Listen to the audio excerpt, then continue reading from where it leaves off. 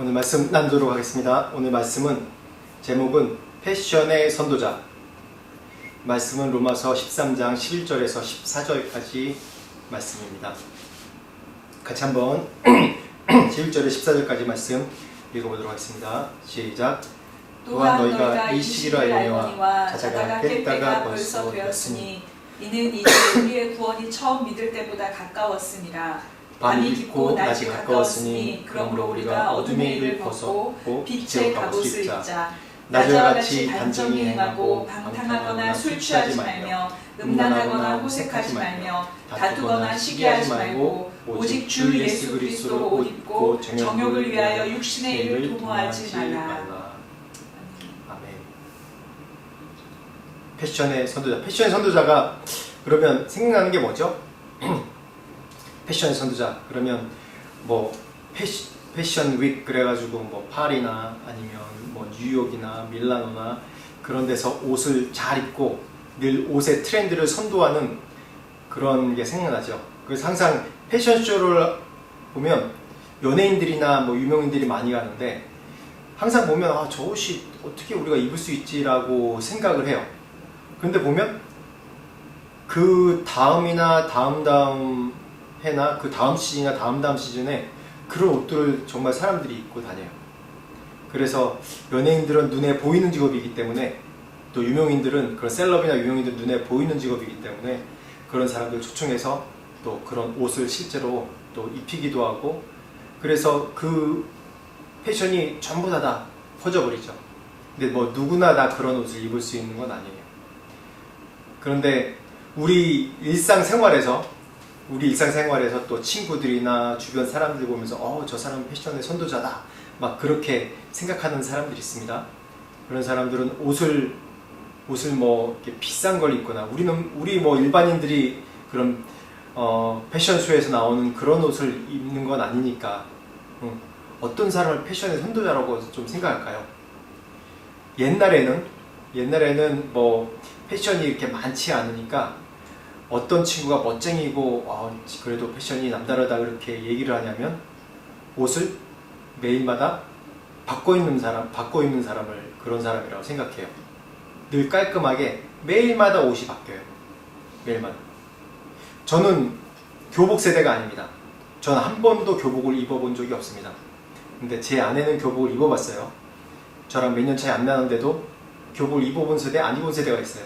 제가 중학교 1학년 딱 올라갈 때 저보다 한 해 선배들이 중학교 교복 1년을 입었고 2학년 올라가면서 교복을 찢었어요. 뭐가 상징적인 것이죠. 그때는 막 교복 다 찢고 그랬어요. 상징적인 것이죠. 그때는 일제 잔재로 까만 교복을 입었습니다. 그래서 교복 이제 자유라. 그래서 저는 제가 1학년 때 들어가는 그 해가 교복을 입지 않은 해예요. 그래서 교복을 안 입고 쭉 있다가 고등학생이 됐는데 그때부터 스물스물 얘기가 나오는 게 교복 자유라 하니까는 그때 당시만 해도 뭐 우리나라가 이렇게 아주 잘 사는 나라가 아니니까 옷 입는 그 같은 반 안에서 옷 입는 차이나 옷 입는 거에 따라서 이게 잘 살고 못 살고 그런 것이 확 드러나더라. 그래서 다시 교복을 입자라는 그런 얘기가 막 돌기 시작했어요. 그러더니 제가 고등학교 2학년 때부터인가 기억을 하는데 교복을 입는 시범학교들이 선정돼가지고 그때부터 교복을 몇 학교 아닌데 몇 학교가 시범학교로 선정돼서 교복을 입었던 것이 기억납니다. 그리고 제가 고등학교 졸업했을 때는 교복을 많은 학교에서 입고 그 다음에는 거의 다 모든 학교들이 다 입더라고요. 그래서 저는 교복을 한 번도 안 입어본 세대입니다. 근데 보면 교복 안 입는 그 중학교 1학년 때 고등학교 3학년까지 6년의 기간이 지나면서 늘 이제 생각되는 게 그때는 패션이 아주 지금처럼 다양하지 않으니까 항상 어떤 친구 보면 옷을 매일마다 갈아입어요. 우리나라는 겨울이 있고 뭐 가을이 있고 그렇기 때문에 잠바는 뭐 매일 가을이나 봄 잠바는 매일 못 갈아입어도 보면 뭐 바지나 아니면 그런 옷이나 항상 갈아입는 친구가 있어요. 그러면 그런 친구들 보고 약간 지금 패션의 선도자 그러면 이제 좀 구시대 용어인데 쟤는 패션의 선도자다. 멋쟁이다. 그렇게 얘기를 했던 것을 기억합니다. 오늘 보면 이 왜 패션의 선두자라고 얘기했는지 이 말씀 가운데 나옵니다. 오늘 보면 이 말씀 가운데 세 가지의 옷이 나옵니다. 오늘 본문에 나왔듯이 이미 결론을 말씀드리면 빛의 갑옷이 있고 또 낮에 입는 단정한 옷이 있고 마지막으로 예수 그리스도의 옷 입은 자, 예수 그리스도의 옷이 있습니다. 이걸 중심으로 오늘 말씀을 좀 풀어나가고자 합니다. 11절, 12절 말씀을 다시 한번 읽어볼까요? 이 도입하는 시작, 오늘 본문 말씀, 시작의 말씀인데 그 전 패러그래프랑 좀 다른 성격으로 이어지는 내용입니다. 그래서 11절, 12절 초반까지 한번 같이 읽어보겠습니다. 시작. 또한 너희가 이 시기를 알거니와 자다가 깰 때가 벌써 되었으니 이는 이제 우리의 구원이 처음 믿을 때보다 가까웠음이라. 밤이 깊고 낮이 가까웠으니. 제가 이 로마서 계속 지금 몇 달 동안 강의를 하면서 제가 많이 강조하는 것 중에 하나가 접속사를 많이 강조해요. 헬라어의 지금 원어의 접속사를 많이 강조하는데 어떻게 보면 별거 아니라고 생각될 수 있지만 이 성경 각 단락의 그런 의미를 파악할 때 이어지는지 안 이어지는지 더 강조되는지 강조가 안 되는지에 따라서 그 의미 부여가 상당히 많이 달라진다고, 또 많이 그 의미가 좀 더 무거워지거나 강해지거나 그런 부분에 좀 뉘앙스가 많이 달라진다고 제가 이미 얘기했습니다. 오늘 이 11절 말씀에도 그 원어 헬라 원어에서 빠진 그런 내용이 있습니다. 뭐냐면 여기서 또한 너희가 이 시기를 알거니와 라고 얘기하는데 또한이라고 그러면 뭐 or, 영어로 or then 그렇게 또 뭐 얘기할 수 있는데 뭔가 이게 같은 의미로 부여되는 거예요. 근데 원어에서는 헬라어에서는 카이투토라는 얘기인데 뭐라고 직역으로 했냐면 그리고 특히 그리고 거기다가 더해서, 다시 번역하면 또한 너희가 이 시기를 알거니가 아니라 또한 그리고 특히 너희가 이 시기를 아는 것과 같이 라는 그 단어로 좀 번역할 수 있어요. 그러니까 이 부분이 다른 그 주위에 있는 그 전에 있는 구절을 합해서 이 부분을 위해서 그 전 부분들이 설명이 된다는 그런 얘기로 될 수 있어요. 이 부분이 특히 중요하다. 그 전에 얘기했던 그 13절에 요 지난주에 제가 말씀 나눴던 건 무엇입니까? 사랑의 빛에 대해서 얘기했죠. 사랑이란 모든 율법의 완성이라고 그랬어요. 그러니까 이것과 같이 또한 이것과 같이 이것도 중요하지만 특히나 여기에 더해서 특히 우리가 주의해야 될 것이 바로 너희가 이 시기를 아는 것이다 라고 얘기하는 것입니다. 이걸 전환하는 이 접속사가 굉장히 중요해요. 그래서 그런 의미로 이 말씀을 읽으면 그 전에 사랑의 빛 외에는 아무 빛도 지지 말라고 그랬고, 지난주 말씀에 또 사랑은 율법의 완성이라고 그랬고, 또 십계명의 모든 그런 걸 완성한 것이 바로 율법이라고 얘기했는데, 특히 이것을 더해서 중요한 것이 이 시기에 관한 것이구나 라는 것을 그렇게 우리가 시작할 수 있어요. 그러면 오늘 말씀 이 성경에 나오는 시기가 뭐냐? 시기는 지금 헬라 원어에는 카이로스라고 이제 그 원어에 나와 있어요. 카이로스 우리가 다 알죠. 때, 기회, 시기 이렇게 얘기하고 있습니다. 그런데 성경에 보면 이 헬라 원에 보면 성경에 보면 우리가 카이로스의 시간, 크로노스의 시간 우리 많이 들어봤을 겁니다. 신학적인 용어이기도 한데 카이로스의 시간, 크로노스의 시간 이 두 가지로 주로 많이 얘기합니다. 카이로스에 대해서 얘기할 때 원래 이 헬라 문화권에서 카이로스 그러면 어떤 뜻이냐면 기회와 때가 있다는 뜻이에요. 즉, 그 카이로스 그러면 기회가 놓치면 다시 붙잡을 수 없는 기회의 시간을 얘기할 때 카이로스라는 단어를 써요.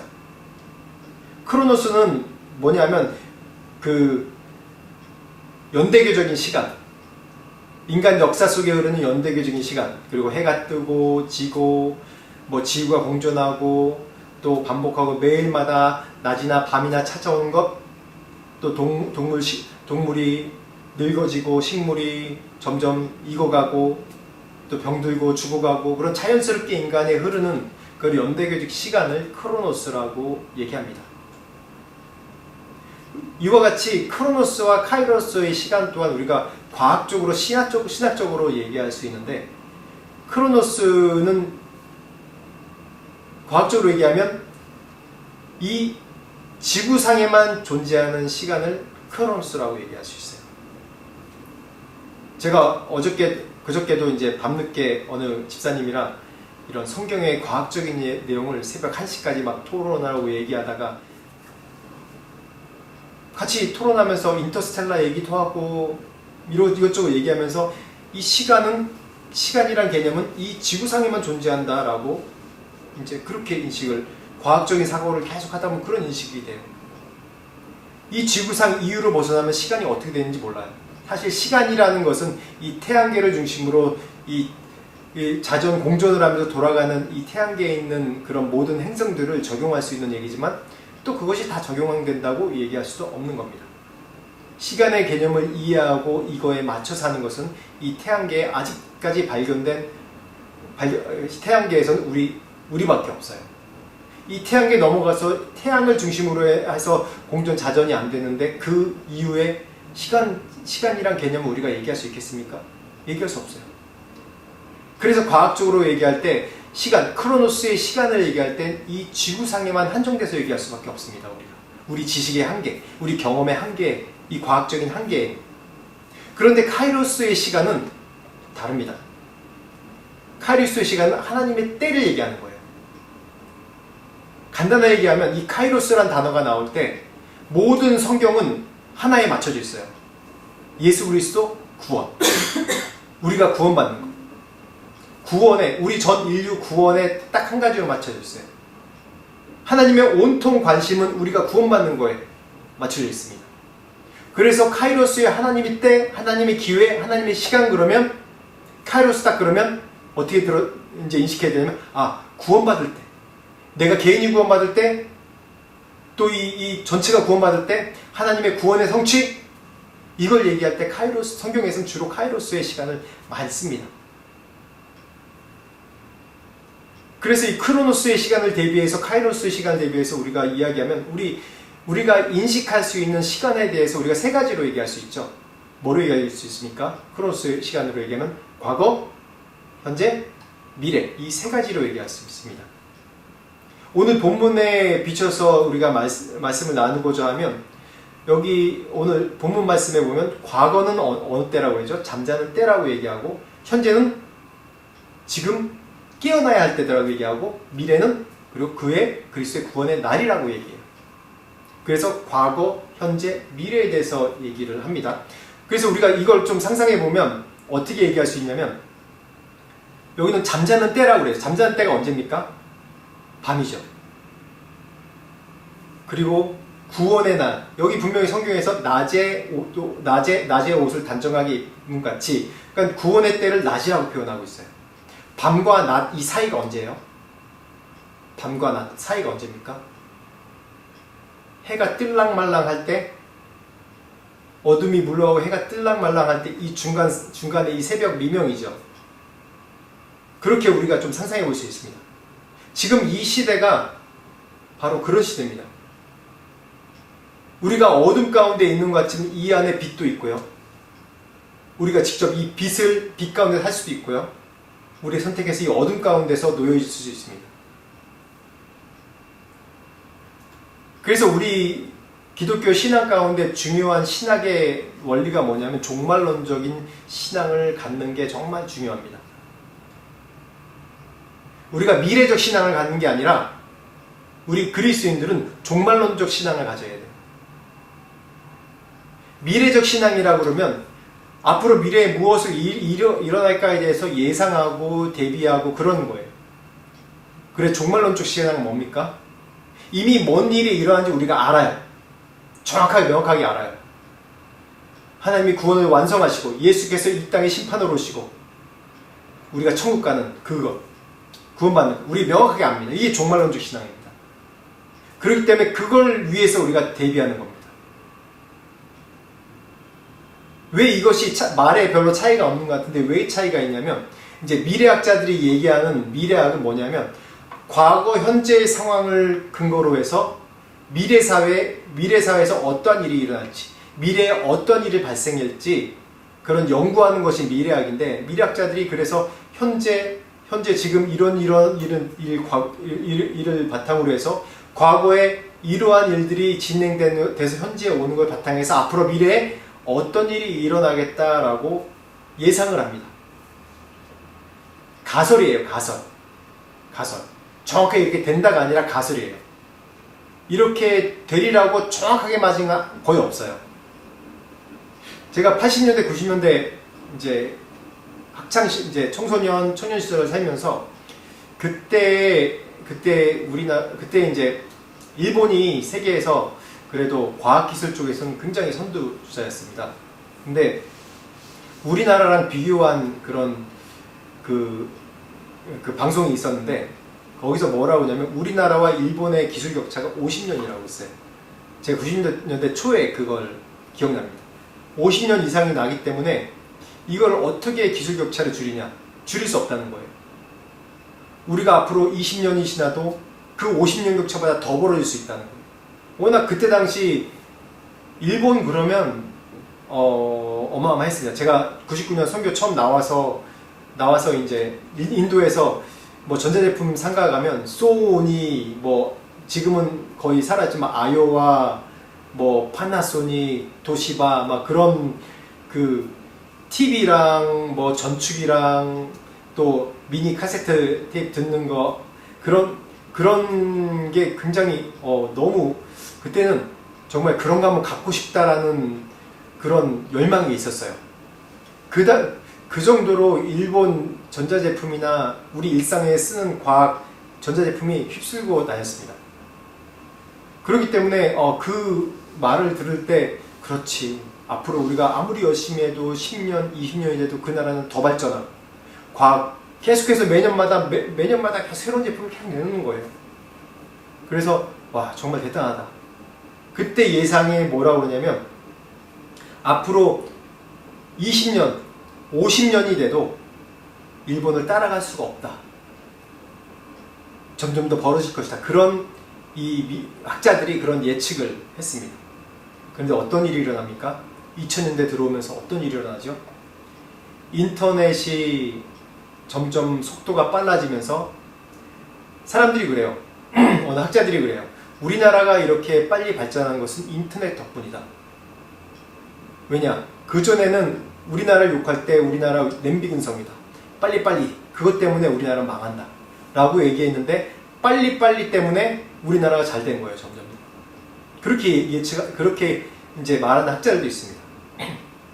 빨리빨리 때문에 점점 인터넷 속도를 점점 빠르게 스스로 발전시켰고, 그래서 이 인터넷 정보망을 점점 더 빠르게, 또 우리나라가 작지 않습니까? 대한민국이 온 전국에 다 깔고 실험하고 계속 그러면서 전 세계 이 뭔가 스마트 시티 아니면 이 인터넷 그런 거에 하나의 모델이 되는 나라가 됐습니다.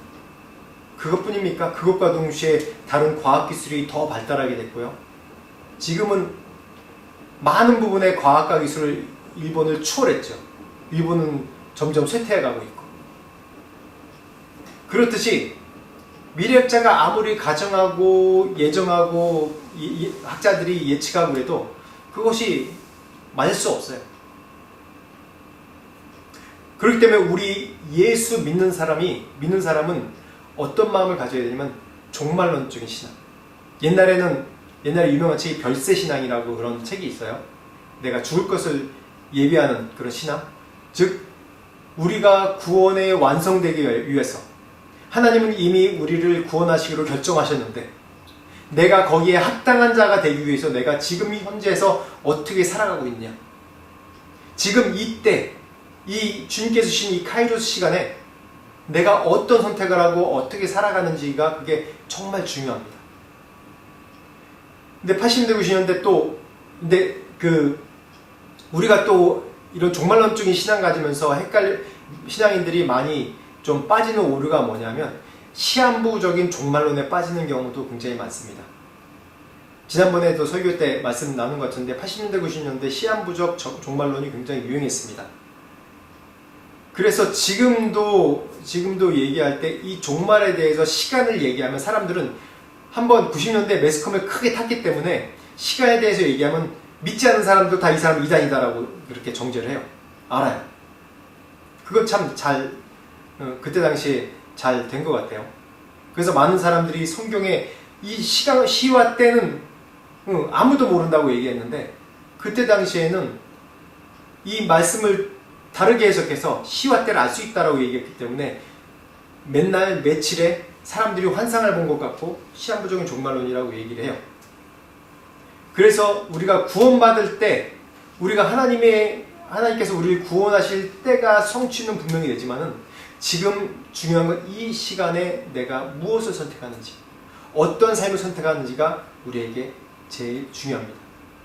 그래서 우리 믿는 사람은 항상 무엇을 해야 되냐면 준비하는 겁니다. 준비를 해야 돼요. 제가 테니스를 몇 년 동안 되게 빠져서 계속 치고 있는데 테니스 때도 선수와 선수 아닌 사람의 차이가 분명히 드러나는 게 뭐냐면 준비예요. 테니스의 준비는 뭐냐면 이렇게 그 라켓을 쥐고 있고 상대방이 공이 쳤을 때 약간 뒤꿈치를 들면서 약간 살짝 뛰는 그 도약을 약간 하는 거예요. 근데 이 일반인들은 이런 뒤꿈치를 뛰고 약간 도약을 안 해요. 습관이 안 돼서. 그 차이가 뭐냐면 공이 빠르게 오기 때문에 그거를 내가 이 0.0001초 차이로 그것을 내가 손이 가서 받느냐 안 받느냐에 따라 다르거든요. 그 모먼텀의 시간이 굉장히 중요하거든요. 그래서 일반인과 또 선수들의 차이가 그거더라고요. 준비하는 거. 분명히 그 날이 도적같이 임한다고 얘기하고 있습니다. 우린 종말론적 시장을 살고 있는 사람이죠. 그래서 이 카이로스 시간 때를 볼 때 우리가 13장 전체의 중요한 요약이 바로 11절에서 이 14절입니다.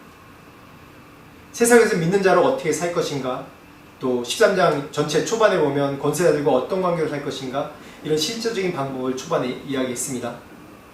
그리고 그랬다면 이 세상에서조차도 우리의 우리가 이렇게 믿음으로 살고 세상 사람들과 어떤 관계와 실행을 하며 사는 근거가 뭐냐 하면 사랑이라는 명제를 제시합니다.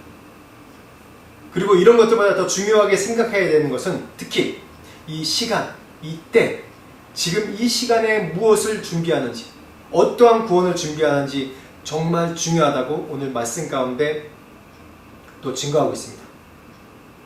마태복음 25장 1절에서 5절 말씀 한번 같이 읽어보겠습니다. 시작! 그때 천국은 마치 등을 들고 신랑을 맞으러 나간 10 처녀와 같다 하리니 그 중에 5은 미련하고 5은 슬기 있는 자라. 미련한 자들은 등을 가지되 기름을 가지지 아니하고 슬기 있는 자들은 그릇에 기름을 담아 등과 함께 가져갔더니 신랑이 더디 오므로 다 졸며 잘세.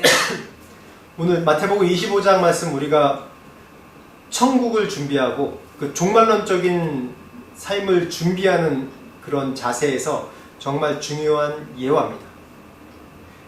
10 처녀 비유.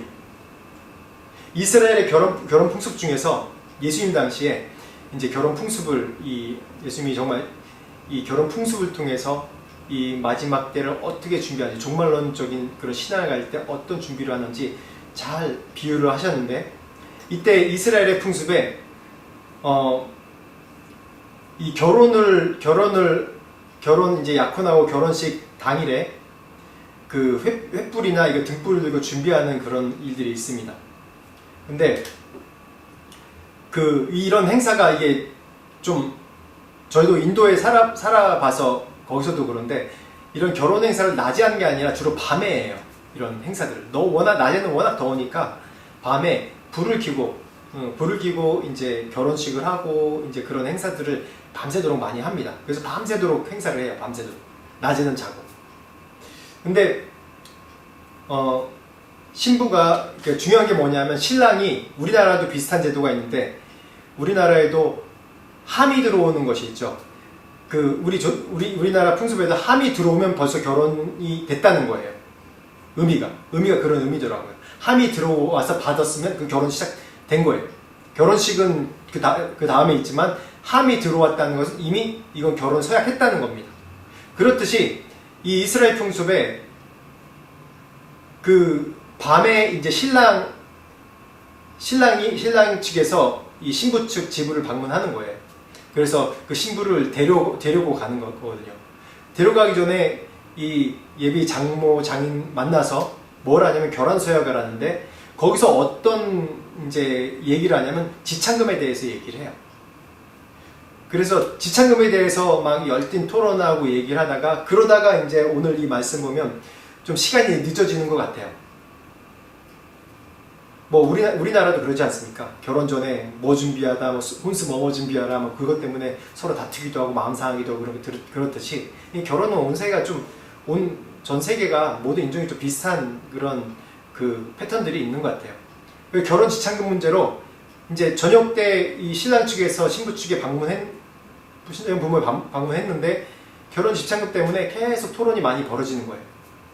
그러다가 이제 다 되면 결혼 서약서를 쓰고 그때 신부를 데려가는 겁니다. 근데 중요한 게 이때 당시에 신부의 들러리들이 한 10명 정도 있는 거예요. 10명의 처녀들이 있는 거예요. 신부 가까운 지인이나 그런 친구들이 들러리가 10명이 기다리는 거예요. 근데 10명이 기다리는데 이런 그 지참금이나 그런 결혼 서약 문제로 좀 늦어지면 더 늦게 올 수 있는 거예요. 신부를 데리러. 그래서 지금 이 비유가 이게 늦어져가지고 그 들러리 쓰는 그 친구들이 조는 거예요. 이게 졸고 있는 거예요. 근데 이때 결혼 풍습에 이제 초청받아서 이제 신부를 신랑이 데리러 갈 때 이 행진하는 행렬이 있어요. 거기에 다 등불을 동참을 해야 되는 거예요. 그리고 신랑 집에 가서 문을 닫고 7일 동안 이제 결혼 축하연을 여는 겁니다. 근데 여기 조건이 뭐냐면 이 행렬에 같이 포함되지 않은 사람은 이 결혼 연회에 참석을 못해요. 그래서 오늘 이 말씀이 그겁니다. 또 등잔 등불이 이게 우리 지금은 이제 뭐 랜턴 켜고 막 간다지만 등잔 등불이 감람유로 이게 하는 거기 때문에 한 15분마다 한 번, 15분, 20분마다 한 번씩 이제 기름을 계속 채워줘야 돼요. 그래서 등불을 들지만은 또 기름을 같이 갖고 있어야 돼요. 그래서 얼마나 길게 오래 갈지 모르기 때문에 계속 그걸 기름을 부으면서 이제 따라가는 겁니다. 그래서 이 들러리 쓰는 처녀들 중요한 게 뭐냐면 이 깨어서 기다리는 것, 언제 올지 모르니까 깨어서 기다리는 것과 또한 등불을 준비하는 게 정말 중요한 겁니다. 그래서 이 배경이 그렇습니다. 그래서 보면 이 10처녀의 여기서 성경 보면 5처녀의 슬기로운 처녀와 기름 준비한 5처녀와 기름을 준비하지 않은 5처녀가 미련한 이 5처녀가 나오는데 이 공통점이 뭡니까? 공통점이 뭘까요? 이 공통점은 뭐냐 하면 이 신랑을 기다리는 공통점이 있는데 다른 점은 뭐냐면 신랑을 기다리는 준비가 돼 있느냐 안 돼 있느냐에 대한 다른 점이 있습니다. 우리 이제 루터가 옛날에 이제 사단에 대해서 비유로 얘기할 때 어떤 비유가 있냐면 사단이 인간을 죄악에 빠뜨리려고 할 때 여러 가지 수단을 쓴다는 거예요. 고난을 주고 박해를 하고 또 하나님이 살아계시지 않다 거짓말을 하고 여러 가지 유혹하고 미혹하고 협박하고 겁박해도 인간은 무너지지 않는다는 거예요. 근데 마지막 방법이 뭐냐면 안일하게 만드는 거. 차차 하자. 차차. 다음에 하자. 천천히 하자. 그 일을 미루게 하는 방법이 사단이 이 마귀가 우리에게 쓰는 아주 특별한 전략이라고 그 루터가 그 비유로 얘기한 것이 있습니다. 정말 그렇지 않습니까? 우리가? 하나님의 때, 이 카이로스의 시간도 헬라 문화에서는 한 번 지나가면 다시 되찾을 수 없는 시간이라고 얘기하는데 그래서 사람들은 항상 후회를 해요. 아, 내가 왜 그 시간을 놓쳤을까? 내가 왜 그때를 놓쳤을까? 우리도 늘 후회하는 시간이 있지 않습니까? 우리도 늘 후회해요. 내가 왜 그날을 놓쳤을까? 그때를 놓쳤을까? 특히 부모들은 항상 후회하는 게 뭐냐면 내가 내 자녀에게 왜 이건 못해줬을까? 내가 이때 정말 이렇게 미성숙해서 애들한테 상처를 줬을까? 그런 후회들을 정말 많이 합니다. 근데 중요한 건 이 구원뿐만 아니라 모든 우리 인간의 삶에 정말 중요한 건 뭐냐면 지금 깨달았을 이때가 바로 시작할 때라는 거예요. 카이로스 시간이라는 거예요.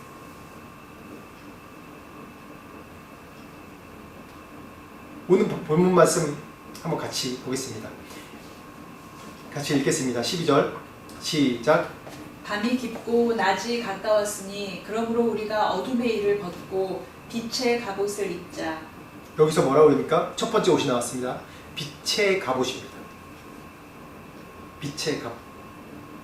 어둠에 속하지 말고 낮에 입을 수 있는 빛의 갑옷으로 입자고 얘기합니다. 성경에는 갑옷의 비유가 여러 가지로 나옵니다. 에베소서의 말씀 갑옷의 비유가 나오죠.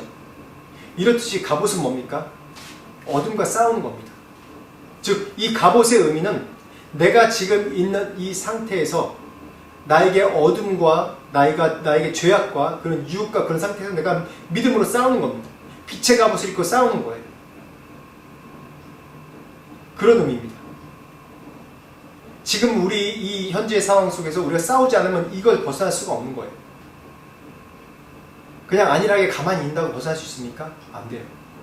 지금 이 시간에 내가 깨달았을 때 회개를 해야 되고, 내가 깨달았을 때 믿음의 결정을 해야 되고, 내가 깨달았을 때 실행을 해야 되는 거예요. 처음 내 마음부터 시작을 해야 되는 겁니다. 그냥 그래 나중에 하지, 나중에 차차 하지. 구원에 관해서는 지금 깨달았을 때 시작하는 것이, 그것이 바로 빛의 갑옷을 입는 거예요. 제가 방금 비유로 얘기하지 않습니까?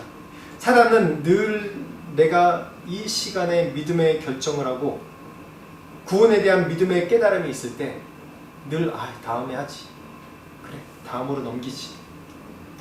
그 사단이 우리를 안일하게 만드는 전략이에요.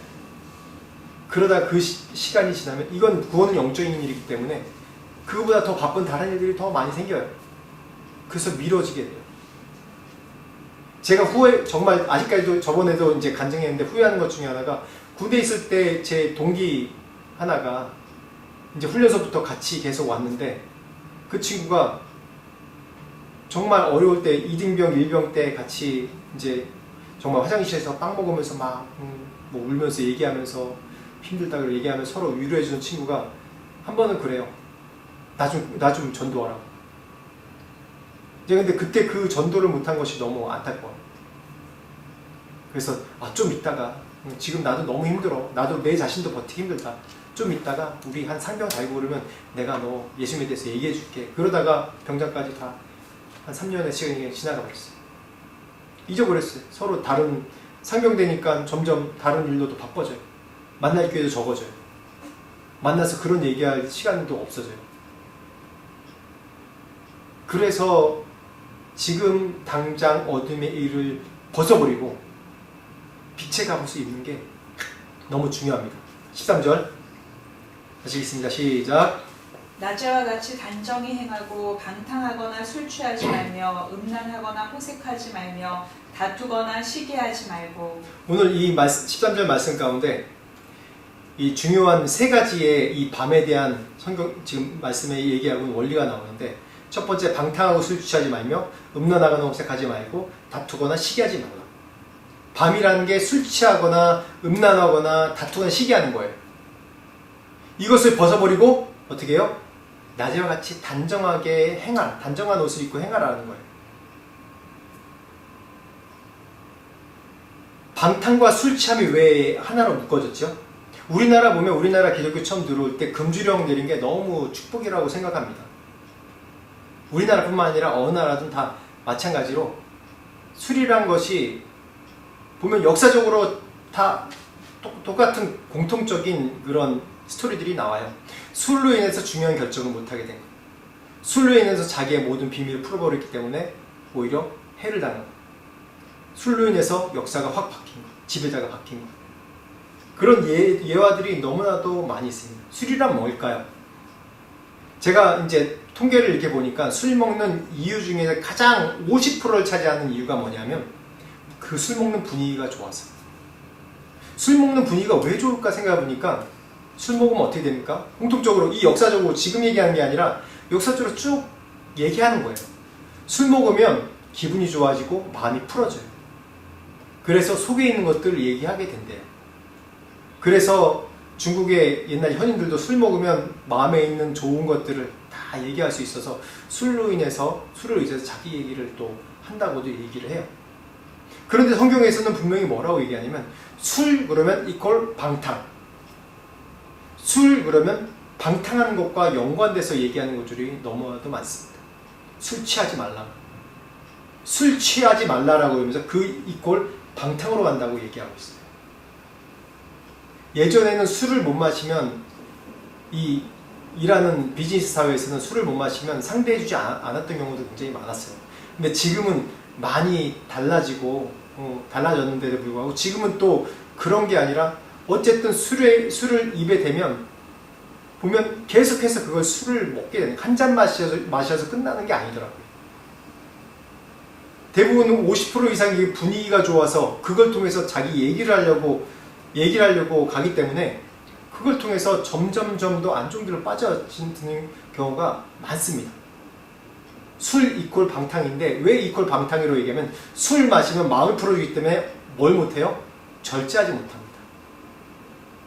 절제하지 못하기 때문에 역사적으로 계속 실수가 있었고 잘못된 결정을 하게 됐고 지금 뭐 위험한 얘기지만 지금 윤 대통령도 욕먹는 것 중에 하나가 국정 안 들어보고 맨날 저한테 술 마신다고. 어쨌든 사람들에게 인식 술은 뭐냐면 중요한 결정할 때 결정하지 못하게 만드는 잘못 결정하게 만드는 수단이 바로 술이라고 생각하는 거예요. 모든 사람들이. 술이 그런 요소가 아니면 왜 사람들이 윤 대통령이 술 마신다고 욕합니까? 술이 지혜를 주고 사람을 너그럽게 하는데 만약 그렇다면 그런 욕을 안 하죠. 저희 집안 저는 술을 굉장히 싫어합니다.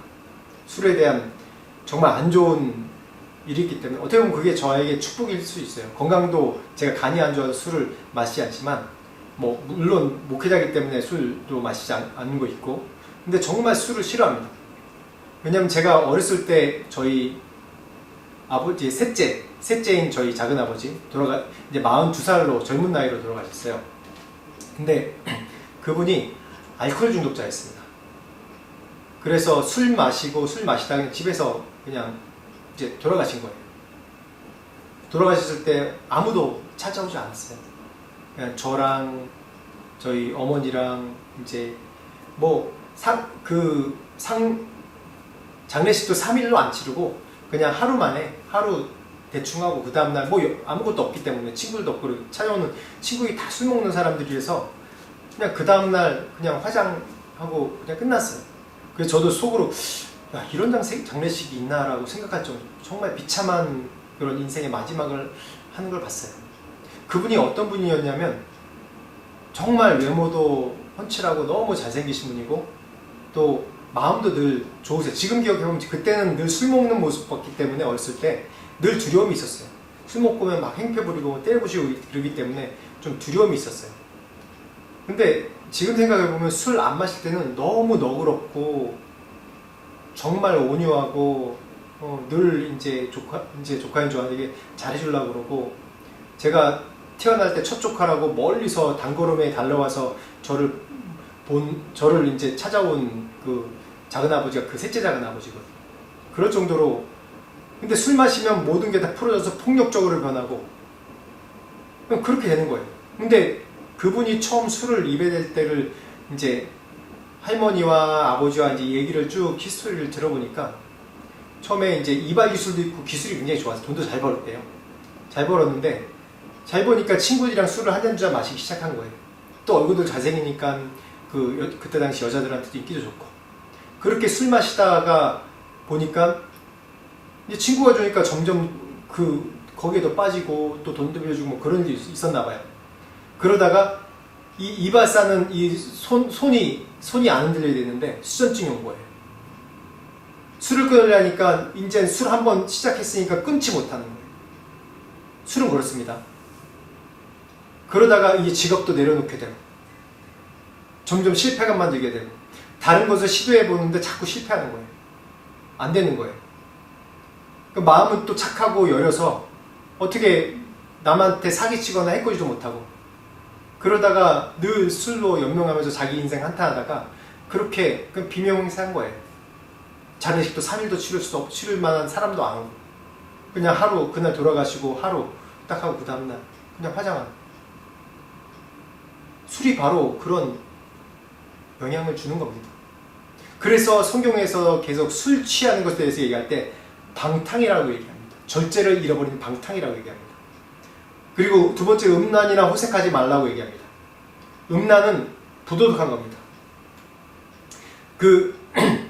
제 중학교 때 이제 청소년 이제 시작하는 시기가 남자들은 남자나 여자나 이게 자아가 형성되고 뭔가 또 이성에 대해서 이제 인식하고 이제 신체도 이제 변화가 있고 호르몬도 변화가 있기 때문에 이제 여자 그 친구가 아닌 정말 이성으로 인식하는 시기예요. 근데 그 중에서 친구 하나 이제 제가 주일학교 같이 교회 친구가 있었는데 중학교 되면서 갑자기 친구가 계속 여자친구를 계속 만드는 거예요. 교회에서는 아니라 교회 외에서 계속 만드는 거예요. 그 만들더니 뭐 누구 여자친구 있다고 뭐 자랑하고 맨날 그러더라고요. 그러다 중2 때인데 그러다가 갑자기 교회를 안 나오기 시작해요. 그 친구가 안수 집사님 아들이었어요. 근데 교회도 안 나오기 시작하면서 들리는 소문이 본드를 한다고 그래요. 그때는 이제 우리나라 마약이나 뭐 그런 게 없기 때문에 환각작용을 위해서 본드를 막 이렇게 막 불고 그랬어요. 좀 이렇게 불량 청소년들이 뭐 그렇게 해서 걸려가지고 학교에 끌려가고 경찰서에도 불려가고 막 그런 소문이 들렸어요. 그러다가 이제 중3 됐을 때 다시 교회로 나왔는데 이제 그래도 그때도 계속 문제가 뭐냐면 교회 안에 새로 오는 그런 여학생들을 자꾸 접근해서 사귀려고 하고 계속 그런 짓을 계속 하는 거예요. 근데 나중에 보니까 이 친구가 어떠한 문제가 있었냐면 이 내면에 외로움이 있었어요. 자기 안에 해결되지 못한 외로움이 있었어요.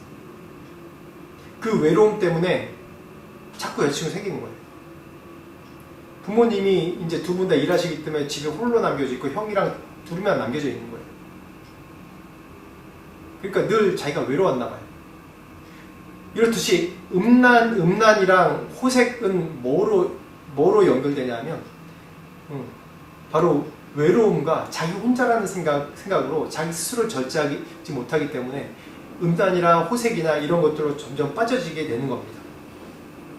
인생에는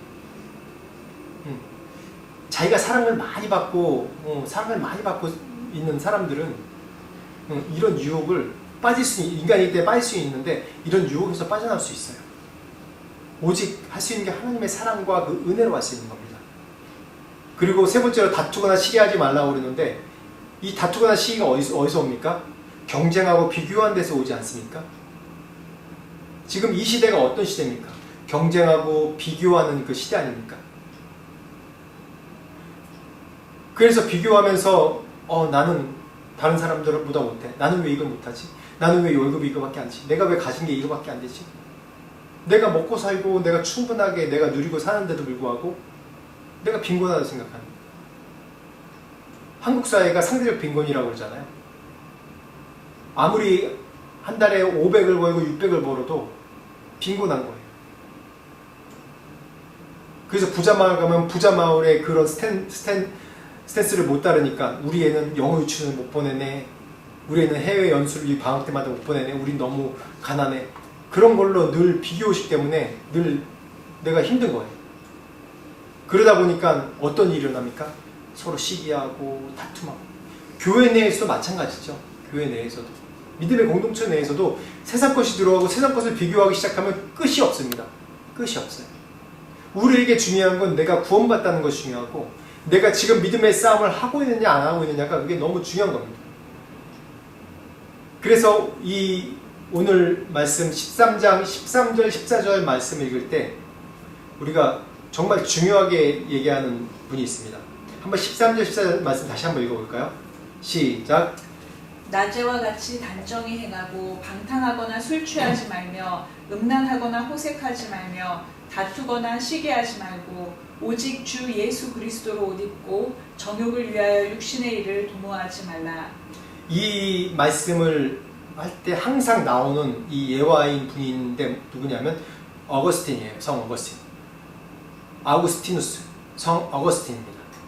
성 어거스틴이 정말 유명한 사람인데 이분이 그 초대 교부 중에서 하나인 분인데 이분이 정말 중요한 신학적인 그 원리를 세웠어요. 삼위일체론이나 아니면은 뭐 창조론이나 그런 중요하게 이 우리 기독교 신앙의 중요한 그 은총에 대해서, 은혜에 대해서, 구원의 은총과 은혜에 대해서 이 중요한 신학의 가장 중요한 기둥을 세운 굉장히 중요한 분이에요. 근데 이분이 이 13절, 14절 말씀을 통해서 변화가 됐어요. 이분이 어떤 분이냐면 기독교 그리스도인 어머니 모니카와 또 이교도인 그 아버지 사이에 자랐는데 워낙 똑똑해요. 이 사람이. 워낙 똑똑한데 어렸을 때부터 너무 똑똑하다 보니까 방황을 많이 한 거예요. 그 중에서 하나가 이 음란한 데 빠져 있는 거예요. 어거스틴의 고백론에 보면 뭐라고 그러냐면 육신의 정욕, 안목의 정욕, 이생의 자랑과 욕망, 욕구와 죄성이 바로 병이라고 이 어거스틴의 고백록에 나오거든요. 내면에 이처럼 자신의 내면에 잔재하고 꿈틀거리고 있는 육신의 정욕, 안목의 정욕, 이성의 자랑의 욕망과 욕구, 죄성이 바로 병이다 라고 고백론에 나옵니다. 그렇듯이 이 젊었을 때부터 어렸을 때부터 타락했어요. 정말 이 여자 저 여자 만나고 사창가에서 살고 늘 그런 삶이었어요. 그래서 17살 이른 나이에 결혼해서 자녀도 두고 그랬습니다. 그런 반면에 어떤 사람이냐면 공부를 워낙 똑똑하니까 수사 교사예요. 교수예요. 즉 수학이 뭐냐면 웅변술, 어떤 일을 증명하고 논리적으로 그걸 만드는 일을 하는 사람이에요. 그러니까 자기의 교묘한 말로 자신의 모든 타락한 것과 그런 모든 것을 다 교묘하게 다 꾸밀 수 있는 사람이에요. 그런데 하루는 이제 방에 있는데 밀라노에 있는 자기 방에 있는데 밖에서 소리가 들리는 거예요. 이 굉장히 중요한 단어입니다. 톨레레게라는 아이들의 그런 뛰어다니면서 막 소리가 들리는 거예요. 이 톨레레게가 뭐냐면 집어들어 찾아서 읽어라 라는 내용이에요. 그래서 그 즉시 로마서신 이 말씀을 딱 폈는데 이 13절 14절 말씀을 읽고 충격을 받았습니다.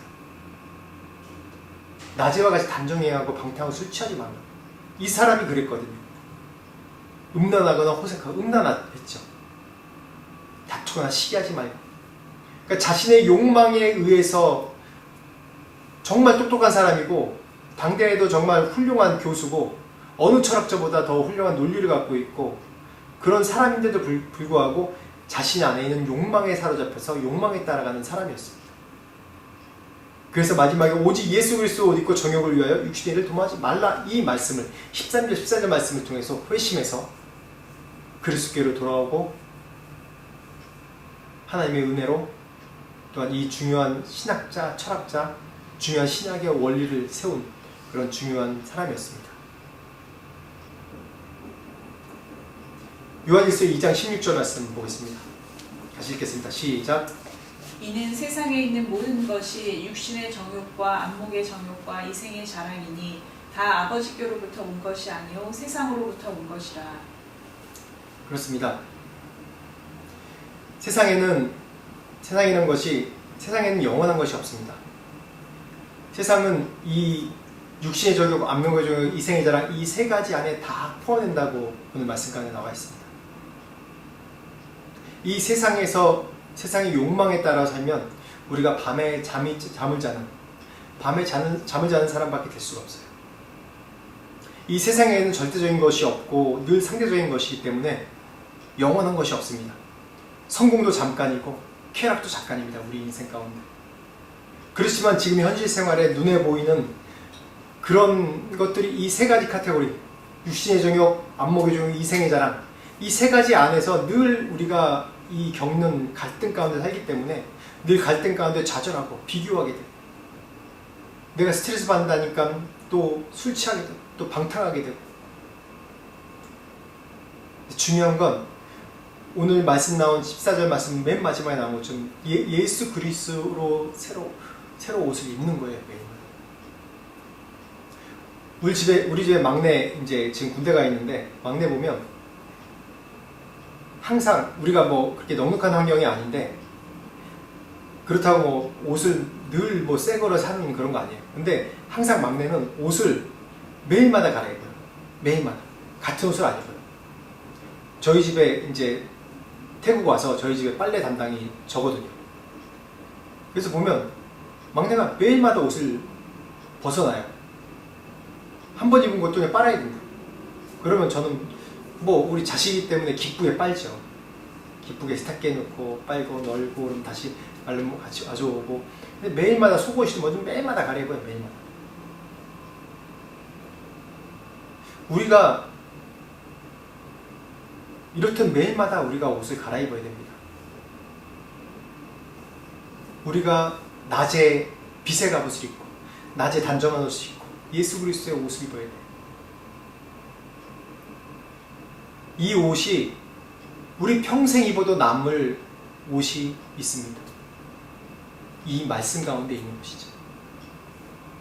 매일마다 우리가 바꿔 입을 수 있어요. 매일마다. 매일마다. 그래서 우리가 패션의 선두주자예요. 매일마다 우리가 말씀을 읽고 매일마다 우리가 기도하며 매일마다 우리가 이 예배 가운데 살 때 계속해서 우리 옷을 바꿔 입는 거예요. 왜 이게 필요할까요? 이 세상은 지금 어둠의 세상입니다. 어둠의 세상이에요. 아무리 옷을 바꿔 입어도 아무리 옷을 새 걸 입어도 늘 나갔다 오면 집 안에 있어도 먼지가 묻게 돼 있어요. 내 몸 안에서 냄새가 또 배겨요. 사람마다 치치가 있기 때문에 냄새가 배겨요. 저는 뭐 매일 옷을 빠는 거 아닌데 이렇게 냄새 맡아보고 옷이 뭐 냄새가 안 나거나 땀이 안 젖었거나 그러면 뭐 하루 이틀 더 입어요. 근데 어쨌든 더러워져 있는 것이죠. 이 세상에 살고 있는 한 먼지와 내 몸의 채취와 어떤 것으로도 더러워져 있는 겁니다. 우리가 거룩합니까? 거룩하지 않은 죄인입니다. 내가 가만히 있어도 우리 안에 죄성이 드러나게 돼 있고 죄의 잘못된 상처가 나게 돼 있어요. 이 세상은 거룩합니까? 어둠 세상이라고 성경에는 얘기합니다. 어쨌든지 내가 빛의 갑옷을 입었던 어떤 옷을 입었던 나가면 먼지가 묻어요. 왜냐하면 내 죄성과 내 연약함 때문에. 그러면 다시 새롭게 입어야 돼요. 새롭게. 매일마다 새로운 패션으로 옷을 입어야 돼요. 그 시기마다 새로운 패션을 입어야 돼요. 그게 바로 우리가 준비하는 자세입니다. 종말을 준비하는 자세예요. 우리가 대명제로 예수님께서 이제 오시고 우리가 구원의 성취되니까 우리가 매일마다 기도하고 뭐하고 우리가 믿음을 가져야 됩니다 라고 얘기할 수 있습니다. 그렇지만 그거보다 더 구체적인 게 뭐냐면 매일마다 우리가 새 옷으로 단장하는 겁니다. 빛의 갑옷을 입고 낮에 입을 단정한 옷을 입고 매일마다 주시는 예수 그리스도의 옷을 입는 거예요. 내 믿음이 내가 그날 입은 말씀과 또 기도와 예배로 내가 새롭게 되는 걸 경험해요. 그렇지만 어떨 때는 하루도 못 가서 내 믿음, 아침에 있었던 믿음은 어디 갔는지 모르게 흔적도 없이 사라져버리고 그냥 마음이 상하고 힘들 때가 많아요. 그럴 때마다 다시 새롭게 옷을 입어요. 새롭게. 계속해서. 평생토록. 이 말씀이 평생토록 우리가 입을 수 있는 옷이 준비되어 있는 겁니다. 매일마다 이 세상에서 입어보지 못하는 새로운 패션의 선두자로 매일마다 우리가 옷을 갈아입어야 돼요. 그것이 우리가 이 땅에서 종말론적인 신앙으로 마지막 예수님께서 오실 때를 준비하는 그런 준비 자세로 하는 것입니다. 매일마다 옷을 갈아입으십시오. 매일이 아니라도 매 시간마다 갈아입어도 평생 입을 수 있는 옷이 이 말씀 가운데 있습니다. 같이 기도하겠습니다. 하나님 아버지 감사합니다. 매일마다 우리가 새 옷으로 단장하게 하여 주옵소서. 이 세상의 어두운 세상 가운데 지내면서 우리가 늘 상할 때도 많습니다. 내 자신조차도 죄인이고 연약한 자이기 때문에 내 자신으로 인해서 상하고 죄로 물들 때가 많습니다.